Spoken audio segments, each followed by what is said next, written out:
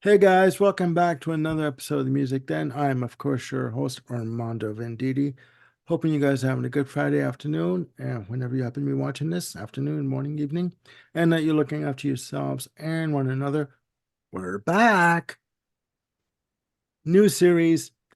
Um, First of all, let me do the introductions. I am joined by Mr. Bill Schuster. How you doing?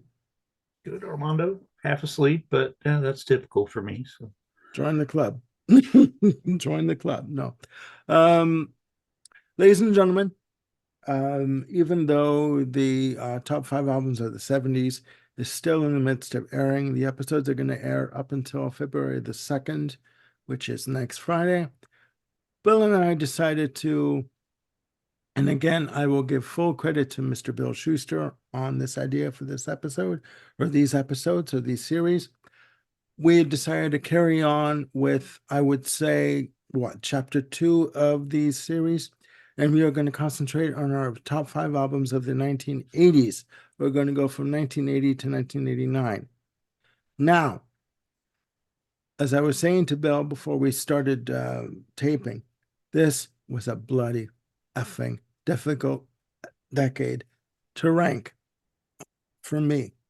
We both have picked five albums plus two honorable mentions. And I'll get your opinion on this in a second, Bill. But for me, this was more difficult to rank than the 70s. So, how was it for you, Bill? I think it was easier than the 70s overall. There were a couple years here and there that were tough, but the main thing we had talked right before we started about things that we listened to. I know you and I were both teenagers in the 80s. Yeah, So this was a lot of our formative type music. I know we discussed how a lot of things that we listened to then didn't necessarily stand the test of time. Doesn't quite sound quite as important to us anymore. I think that yes. affected a lot of my choices. I Yeah. still love certain albums and enjoy them when I'm in the mood, but I'm not going to rank them high enough to be in the top five.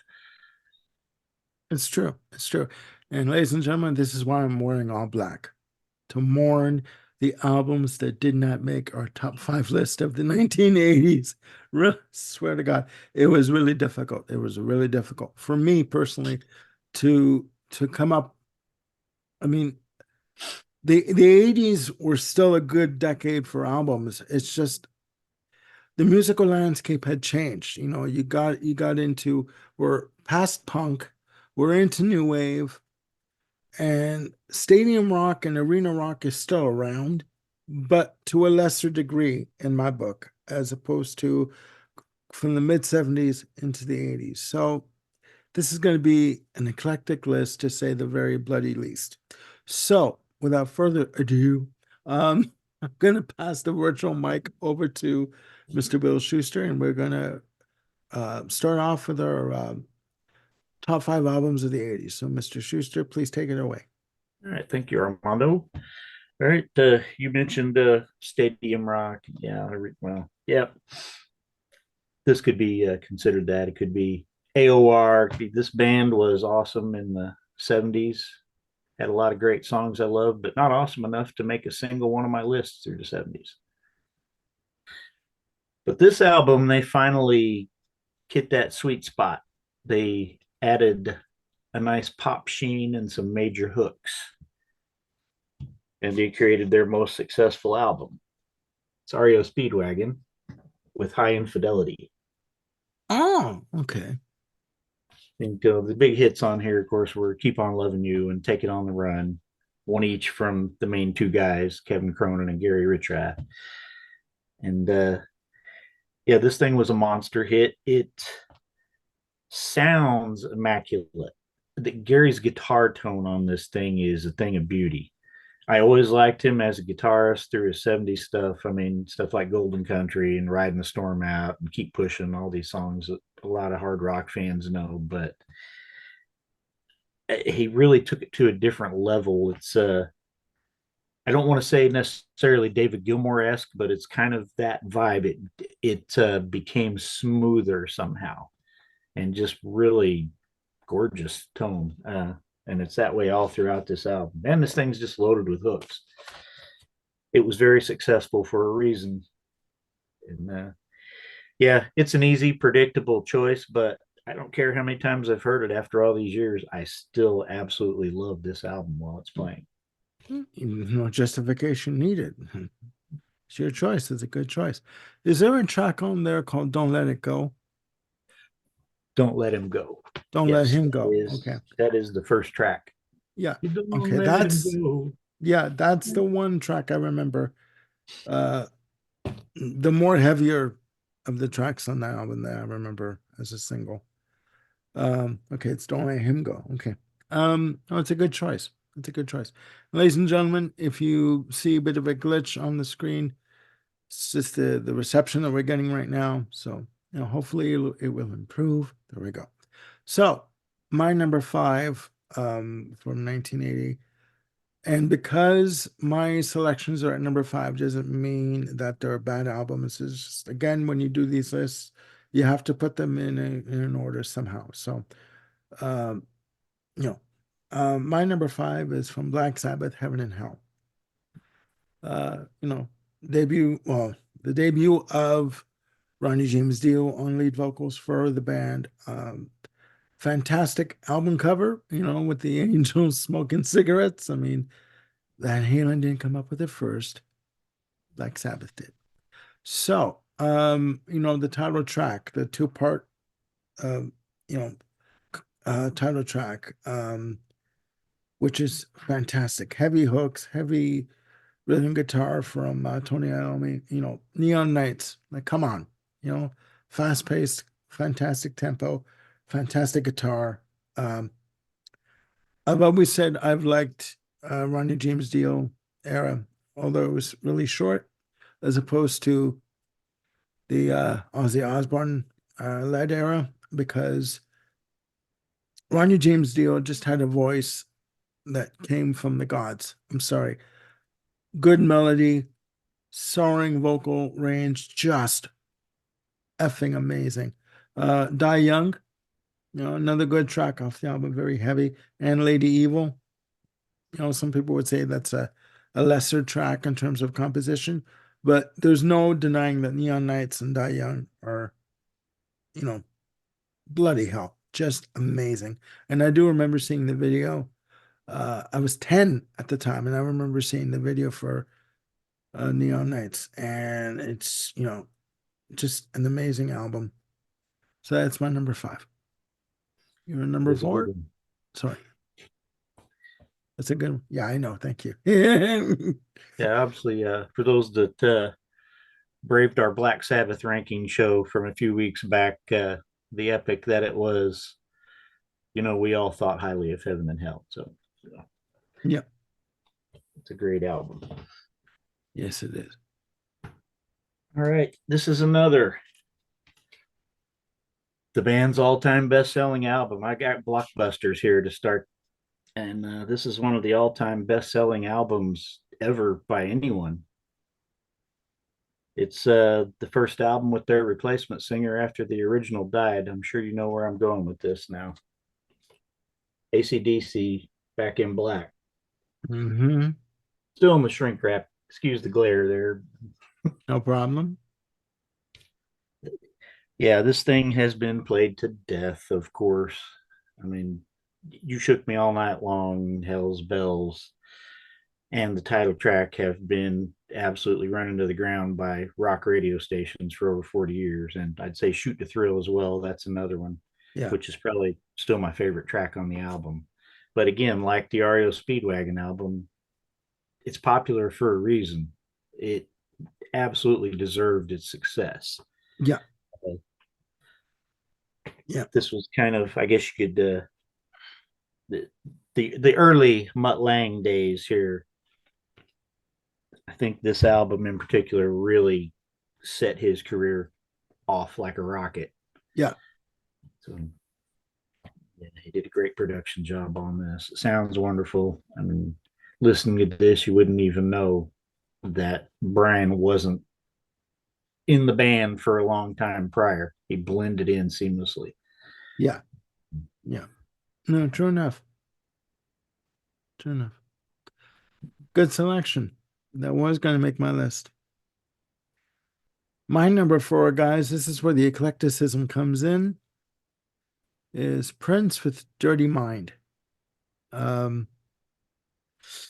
what to say about this album? Quite a lot. Um, clocks in at 30 minutes and 18 seconds. Very short album, 8 tracks. Warner Brothers, when he gave them the album to listen to, they were really worried because let's face it, with songs like the title track, When You Were Mine, Do It All Night, Uptown, Head, Sister, Party Up. I mean, they Warner Brothers was scared to death about what was going to happen with this album. And they first of all, they wanted him to um, do more production on it, do more overdubs. He said no. And then they said, well, you have to lighten up on the lyrical content. He said no. So, I mean, again, 8 tracks, the title track, again, When You Were Mine. First of all, the title track, just this album itself, it's like post disco, it's funk, it's new wave, it's rock, it's R&B, it's just sleazy down to its core. And I love it, even down to like, even from the cover shot, with him in the trench coat and the bikini underwear. Yeah, and not much else. The knee-high boots. Hello. I mean, he plays all the instruments on the album. Um, all the 4 tracks on side two are all basically segued together. Sister, talks about, you incest. Head talks about, him deflowering a virgin on her way to be wed. So I mean, let's not even go there. Um, but it's a fantastic album. It moves really well. It's sequenced really well. Um, I think uh, it's an underrated masterpiece in the Prince canon. So that's my number four. I knew you'd be getting some Prince in here. I can count on that. That's Hmm. good. Hmm. He deserves to be recognized, and this is before he became the purple one, the big superstar. So Yeah, this is where I mean, he was given a it's like maybe no, I'm sorry, a 3 album record deal, and in the beginning with Warner Brothers, and I think it was a 3 record deal, and this was the last album that he turned in before he re-signed with them, and it's just down and dirty. I mean, he lays it all out. You either like him or you hate him. There's the one track Sister. It's only like a minute and 30 seconds. He played the album for his father, John Nelson, who was a jazz musician, pianist. And he said to him, he says to it, Prince, he goes, "You're swearing on the album. Why?" And Prince just says, "Because I swear. It's what I do." Right? So you either like it or you hate it. I love it. I think it's one of the ones I go back to in his early catalog. So yeah, it's just never mind. Never mind. Carry on. he was a very interesting individual. There's no doubt that man was. He had a lot all balled up in one human being there. So Yeah, yeah, yeah, it's no wonder he was a great artist. definitely. All right. All right, this one's going to go a little bit probably unexpected, maybe not quite as off our usual beaten path as Prince, but maybe so. Mhm. The folks over in Great Britain will be familiar with this guy. I believe he's actually been knighted. He's been a superstar over there since the early rock and roll years in the late 50s. I Mhm. believe his first hit was Move It. And over in the States, though, not so much. He had a couple hits in the mid to late 70s, Devil Woman, Miss Unites. Okay. And he had another one called We Don't Talk Anymore. I think it was in 79.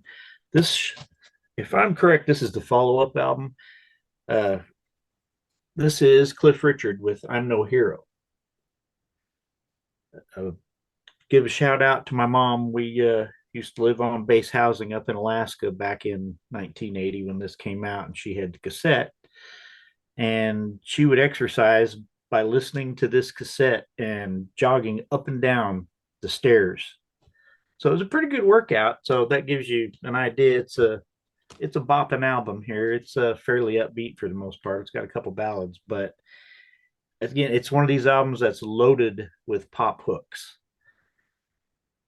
The I believe the hit on here was "Dreaming," but it wasn't quite as big as "We Don't Talk Anymore" from the Yeah. previous album. But still, yeah, if you're just looking for a perfect pop album, if you don't have any preconceived biases about Cliff Richard, as I'm sure some people who know his entire career in life might, then yeah, this is highly recommended for state of the art pop rock album 1980. Cool. Cool. You surprised me with that one. It's a I good had to get that in there. That's yeah. one. Hey, you don't have to justify it. I mean, it's your list, right? Um, my number three is Genesis with Duke. Um, this album is considered by many to be the last album of their progressive rock phase. Even though throughout the 80s, like with Abacab and yes, the self-titled and Invisible Touch and We Can't Dance, they did continue to release lengthy or more intricate tracks. But this is considered to be, again, the last of their what would be considered the progressive rock phase. Starts off with, Behind the Lines, and then it segues into Duchess, and then which is a fantastic. First of all, Duchess, a fantastic track about a performer, a singer who basically reaches the pinnacle of her success and then slowly starts to see the decline in her uh, drawing power with the public. And then she realizes maybe it's time to get off the stage. Okay. Then it segues into guide vocal. And then Man of Our Times, fantastic. Even guide vocal, it's just a simple keyboard piano track with Phil Collins singing, um, just a beautiful melody line. I am the one who guided you this far, all you know and all you feel. It's just amazing. Nobody must know my name, for nobody would understand. Uh, for you kill what you fear, you know. It's I call you for I must leave. No, I don't mean to read off the lyrics, but and I'm doing this off the top of my head. I don't even have the lyrics up here, but I think it's that one side, and then it goes into Man of Our Times, then Misunderstanding. Um, and there's the big hit, Turn It On Again, and then Misunderstanding.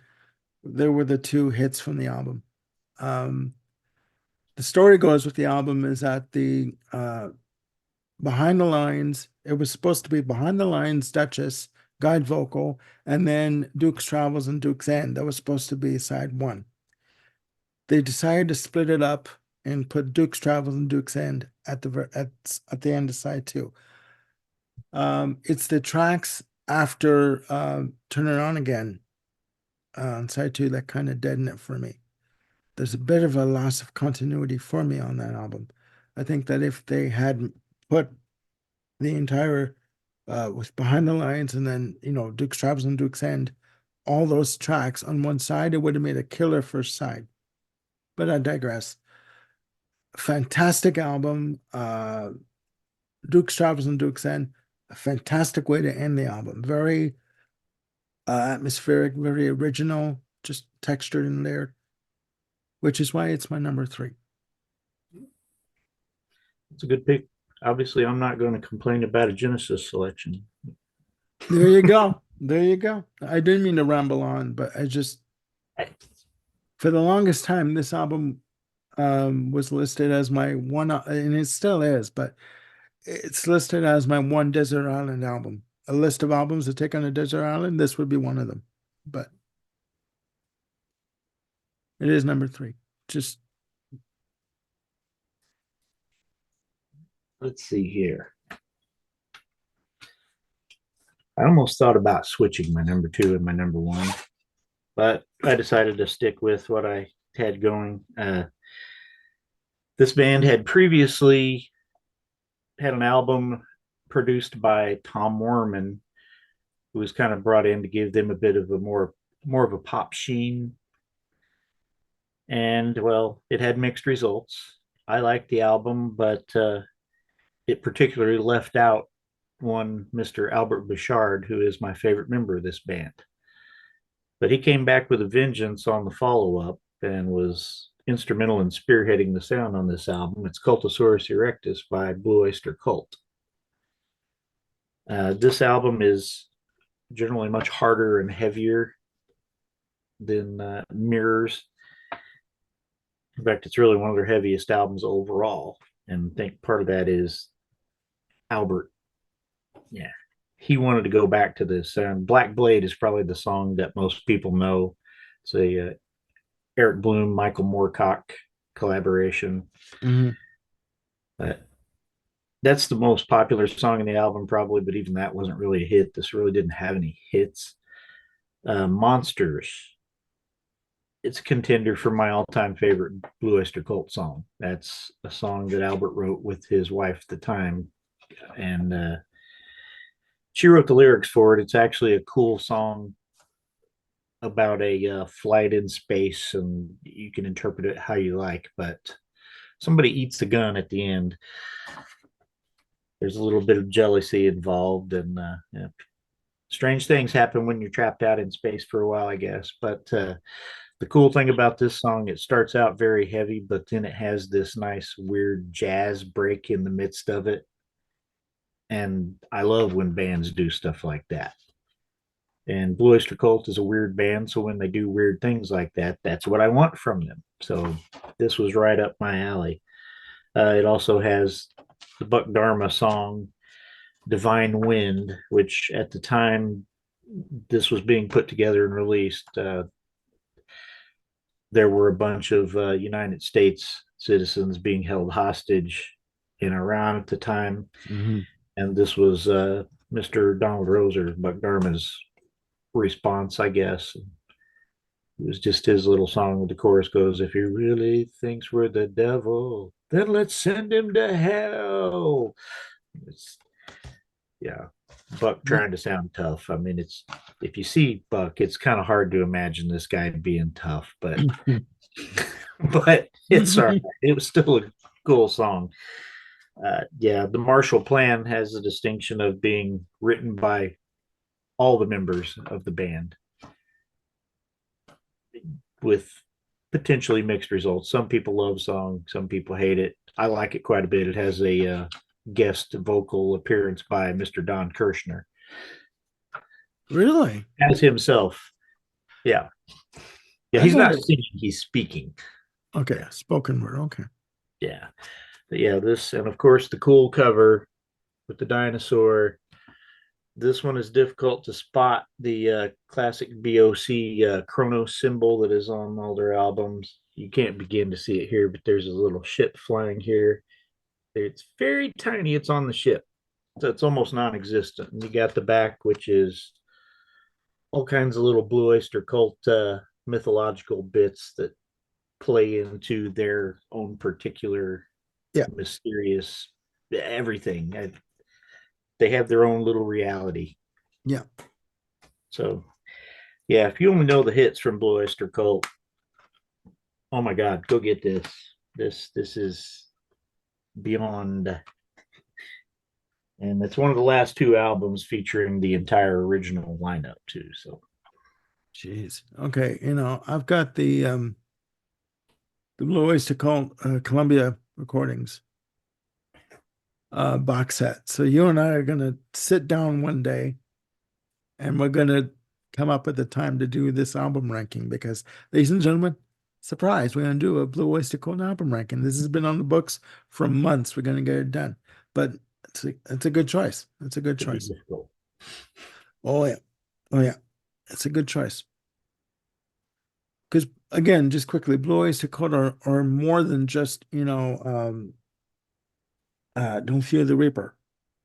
You know what I mean? Like there's so much to them aside from Don't Fear the Reaper, and you know, um, it's just unreal. My number two, ladies and gentlemen, is Bruce Springsteen with The River. Um, Double album, fantastic, 20 songs. The original idea for the album, it was supposed to come out in 1979. He had actually written 10 songs, recorded them, signed off on it, gave the album over to the record company to have it like pressed and ready to go. He canceled it because he had more ideas, more songs to write. He wrote 50 songs for this album. He recorded 20 of them.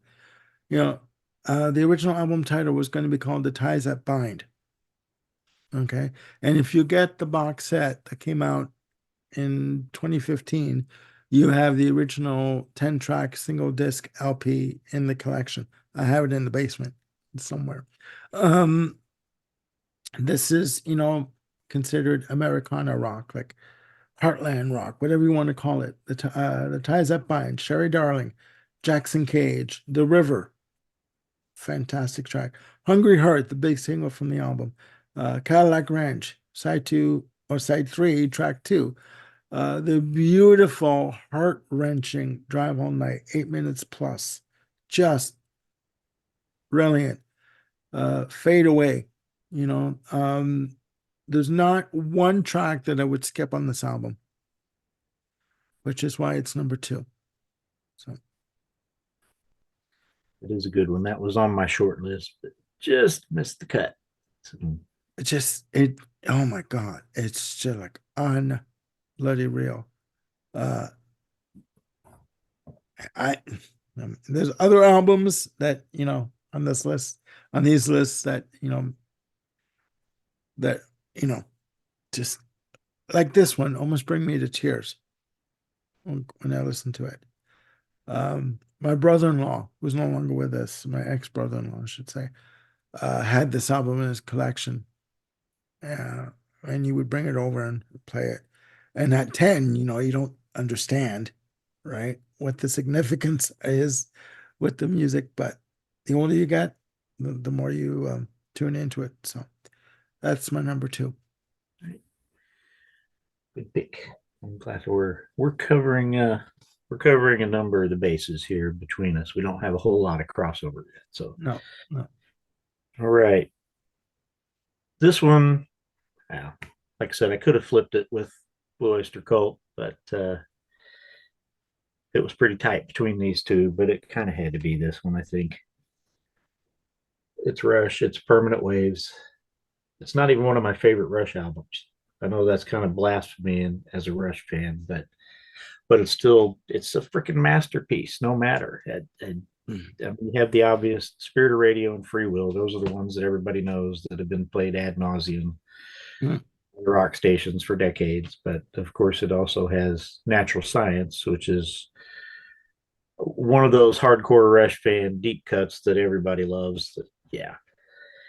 Uh, Entre Nous, the not quite a hit that should have been a hit. Different Strings is another lovely song. And then, of course, Jacob's Ladder, which is slow building and actually a bit of a grower. That one took a long time to really catch my attention because it takes a while to get to where it's going. yeah. But once you get into the journey, Mm, you're all in. mm, Here's the guys on the back here. yep. This is pretty much their move to more, I don't want to say pop friendly necessarily, but more streamlined, even though there's a couple of long songs on here. It's hard to Yeah. say streamlined. You got 9 minute Natural Science on here, but yeah, they were definitely moving away from the epics of yore and their reputation as a hard rock band or a Mhm. progressive rock band or anything else anybody might have wanted to call them. They were kind of coming into their own and discovering what they could do. Yeah. A process they continued for, I think, throughout their career. But Yeah. yeah, it's kind of a boring choice to me, but I really, yeah, these were going to be one and two in one order or another. It was guaranteed. So, None of your choices are boring. And this was at a point with the band because I've read this and I've seen this in interviews. This is at a point with Rush where after Hemispheres and the sidelong epic, of Cygnus, and they wanted to re and they wanted to redefine what progressive rock music was. Their thought process was just because a song may be 9 minutes does not mean that it can't be progressive rock. They wanted to redefine what went into a composition for progressive rock music. They were tired of doing the 20-minute or 19-minute epic suites. You know what I mean? They wanted to break it up a little bit. And you know what? They successfully accomplished that, you know, my very humble opinion. Now we're going to get the haters. Sue me. It's my opinion. My number one for 1980 is big surprise, Queen with the Game. Um, I mean, this, number one album, fared well better uh in the States and North America than it did in the UK. The three main hits, Crazy Little Thing Called Love, that came out in 79. Another one by Dust. That one single sold 3 million copies.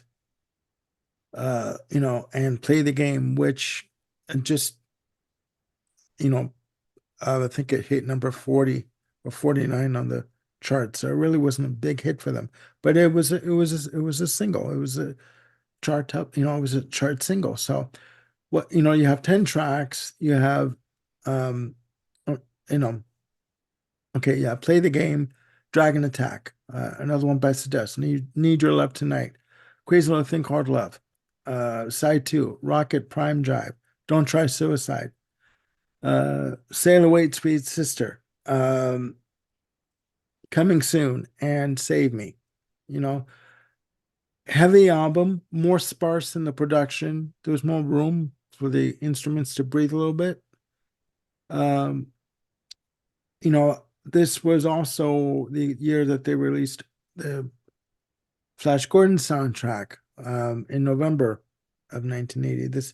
The game came out in August or June, sorry, June. August 30th was when they played the C&E Grandstand in Toronto. My brother-in-law, again, who's no longer with us, saw them on that tour. Fantastic album. Very, the Dragon Attack alone is a combination of rock and funk. I'm sorry. That bass line on Dragon Attack, give me a fucking break. Hello. I mean, it is just down and dirty and all over the place in terms of in your face. I'm sorry. And Brian May's guitar work on that one track is legendary. Rocket Prime Drive. I like the fact that you've got Freddie Mercury on the intro verse, and then you've got Roger Taylor on the rest of the track when it breaks into the rock section. Just amazing. You know what I mean? Um, it is what it is. It's Queen, and it is my number one. So, well, that is a good pick. And actually, that's my first honorable mention. So I can't, yeah, I can't find my copies of either of my honorable mentions. really? But Okay. yeah. So, yeah, no visuals, but yeah, the game's great. I found it interesting that the two big singles, Another One Bites Dust and Crazy Little Thing Called Love, were the least Queen sounding songs on the album. That Play the Game is a top 10 Queen song for me, most likely. Mhm. I think that song's brilliant. But Mhm. it was obviously a much smaller hit, as you said, and that one sounds so much more like Queen. So it's like they had to become something else to get that big success. And I think it happened organically. I don't believe they sold out or anything. They did what they wanted to do. Yeah. It just happened that they struck just the right vein there with the audience, especially with Another One Bites the Dust. I mean, that was the disco era, and yeah, Yeah, it fit in. yeah, and two notes, two quick notes for, and it's a good honorable mention. Um, Two quick notes. Michael Jackson was the one that convinced him to release it as a single. And that was the first album that of their own that they started to use synthesizers. You Yeah, know, the synthesizer run that starts play the game. They used an Oberheim synthesizer on that track, and the thing is, 1980, like 1974, was a hell of a busy year for the band. They were doing two albums at once. They were using the synthesizers on the Flash Gordon soundtrack, so they thought, well, why not? Let's see if these keyboards will work on our own music. And Roger Taylor, in the beginning, was keen to use synthesizers and drum machines, but he later came to regret it because he just thought that it took over a lot of the emotion of the music, right? It deadened the music for him. So no, but that's a good honorable mention. Ugh, I need my tea. Hope Bob gets home soon. Um, my first honorable mention is the Alan Parsons Project with the Tournament Friendly card. The Alan Parsons Project for me, in terms of their albums, they're kind of hit and miss. And I mean, I think it's Eric Wolfson yeah, that, yeah, him on vocals wins every time.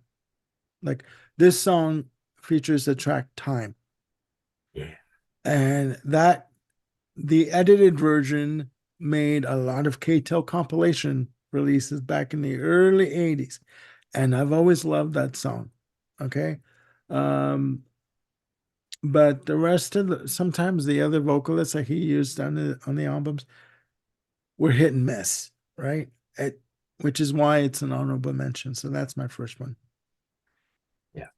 That's a good one. That was on my short list. Didn't quite make it to. I've always liked that album quite a bit, and I agree. Alan Parsons Project albums, they can have some absolutely excellent, almost masterpiece songs on them, and then they can have, well, this is okay. Yeah, Yeah, yeah. but yeah, I agree. Eric was a great singer. He had a Mhm. lot of emotion in his voice, and Oh yeah, considering he was the songwriter in the Alan Parsons Project, I mean, why wouldn't he sing some? that's So exactly it. Yeah. yeah, I do like the other singers though for the most part, but yeah, I'm glad that he got to sing lead on some of the hits like Time, like their biggest hit, Eye in the Sky, and Yeah. Prime Time, Don't Answer Me. So Yeah. yeah. Yeah. So yeah, good call. Good one. Thank you. You've already mentioned my other honorable mention earlier, and that is Black Sabbath, Heaven and Hell. And again, I still can't find it. I couldn't find my Heaven and Hell CD when we did the ranking, and I still haven't found it. I don't know where it is. I'm gonna buy you a copy and send it to you for God's sake. Well, I'm looking to get a vinyl copy when I find one out there to Okay. re-slash. Okay. I'm waiting to find it in the wild. So Okay. my CD kind of sounds like crap. It's an old one. It sounds kind of thin. So really, Okay. when I listen to the album, I listen to it in digital form, Yeah. and it sounds better than the CD. So that's Oh, probably why I can't jeez. find my CD. I probably buried it somewhere. Probably let one of the dogs bury it. I don't Maybe. remember it. Okay. Oh, that's I good. don't know if you mentioned Children of the Sea when you were talking about it, though. I believe that might be my single favorite song on the album. No, I didn't. I didn't mention that. I forgot about that track. Jesus Christ, I'm so stupid. I should have Ah, mentioned that. there's a lot of songs to talk about here. Yeah. Yeah, Yeah. Children of the Sea, I think that's one of Ronnie's best vocals, and it's just such a haunting song. And it, my God, when he gets to that point where it's never, never, never coming back. Look out! Okay, Ronnie, I'll look out. Don't hurt Yeah. me. Yeah. Yeah. This good. That's a good album, and it's unfortunate that Bill Ward has said in interviews that this was where he started to lose um, I guess the want to be in the band, like, and because of the nothing against Ronnie as a vocalist, but just the lyrical content. He really wasn't like mystical, like Neon Nights and things like that, like Heaven and Hell. He really wasn't in for that kind of lyrical content, unfortunately. I love it. I and guys, Ronnie James Dio as a vocalist, get the fuck out. I'm sorry, just amazing.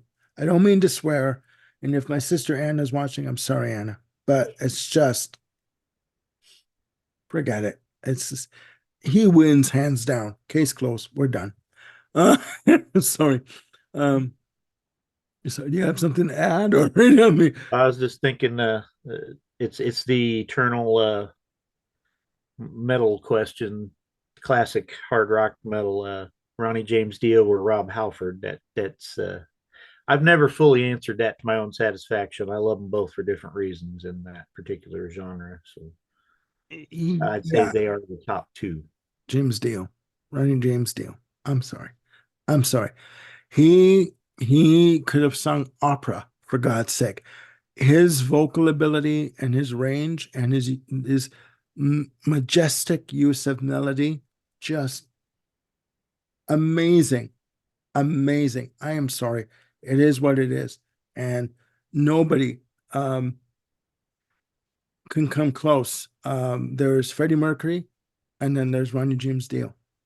And just a quick side note: when when Richie Blackmore first heard Queen, he had already been in contact with Ronnie James Dio uh, in terms of Alf, right? With regards to Alf, he said that Freddie Mercury had a quality about him that was very reminiscent of Ronnie James Dio, right? So that's a hell of a compliment for both of them. I'm sorry, it is, and a comparison. So, but we must carry on, ladies and gentlemen. My last honorable mention is Saga with their third release, Silent Night. Um, very underrated album. 8 tracks, eight, no, 9 tracks, sorry. Uh, songs like Careful Where You Step, Don't Be Late, chapter 2 of the chapter series, which has always been a concert favorite and just an amazing track. What's It Gonna Be? Compromise, Help Me Out. All these songs are bloody brilliant. Heavy drums from Steve Negus, fantastic musicianship from all of them. Uh, Michael Sadler's vocals. I don't care if he sound, I don't care if he sounds like a choir boy. He can fucking deliver. Okay, just amazing. It's interesting that when they worked with Rupert Hine on the next release, Worlds Apart, he had said to Michael, "We got to stop making you sound like a choir boy. Come down from the rafters and just belt it out. Look, I know you can." Um, but it is an amazing album, and it reached number 42 on the Canadian charts. Saga again, even in their home country, do not get enough notice, enough attention, and that should be corrected very much so. So that's my last honorable mention. That's, all right, just a quick thing. Correct me if I'm wrong here. Speaking of worlds apart, you said made him stop sounding like a choir boy. So they had Jim Gilmore to do No Regrets, and he sounded like a choir boy. That's right. That's right. That's Still right. had to get one in there somewhere. No, it's true. It's true. The s- the story goes was that, when they wanted Rupert Hine to work with them, he listened to the albums previously that were produced by Paul A. Gross. And he said the one thing he wanted to do was to get Michael Sadler to stop sounding like a choir boy. And I think he's still, yes, he has that sort of soft approach with the vocals, but he can still belt it out like no one's business. You know what I mean? And with a power and a range that literally can crack your ribs if Yeah, you stand Michael's an close enough excellent to him. singer. Mm. Sorry, what was that? Sorry. I said, yeah, Michael's an excellent singer. And if you hear him today, he still has that same range. You know what I mean? So just an amazing group, an amazing album too. So please, if you can, check it out. You can check it out on YouTube. So guys, that's our top five albums from 1980. We have five picks each plus two honorable mentions. Please, in the comments down below, down there, please let us know what your top five albums are for 1980. And two honorable mentions. It could be 10 albums, it could be five, it could be three, it could be one. Just we like to, again to get a dialogue going, and we do appreciate what you've done so far with the 70s shows.